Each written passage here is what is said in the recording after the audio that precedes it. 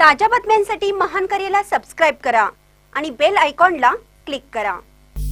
सहलीतून घडते पर्यावरण शिक्षण। दिलीप शिरढोणे। कन्या हेरवाड शाळेची विजयदुर्ग कुणकेश्वर शैक्षणिक सहल। शिक्षण म्हणजे नुसते वाचन व लेखन नव्हे, तर विद्यार्थ्यांच्या सर्वांगीण विकासासाठी विविध उपक्रमाची जोड द्यावी लागते। विद्यार्थ्यांची निरीक्षण शक्ती, आकलन शक्ती वाढवून निसर्गाशी एकरूप होण्यासाठी सहलीचं आयोजन केलं जातं। 17 डिसेंबर 2025 रोजी शिरोळ तालुक्यातील कन्या विद्या मंदिर हेरवाड या शाळेने गगनगिरी, रामेश्वर, विजयदुर्ग व कुणकेश्वर ही शैक्षणिक सहल आयोजित केली होती।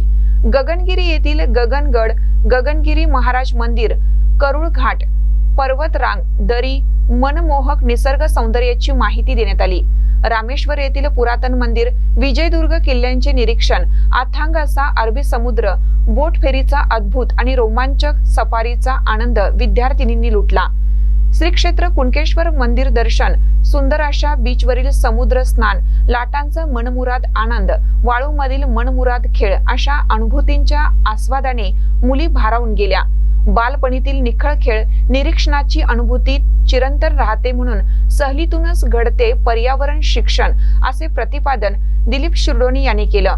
गीता ढवळे, प्रेरणा मोरे यांनी शैक्षणिक सहलीचं नियोजन केलं, तर शाळा व्यवस्थापन समिती मुख्याध्यापक सुभाष तराळ, मेहबूब बांदार, गुंडा परीट, ज्योती परीट, धनिश्री होनमाने यांचे सहकारी लाभले।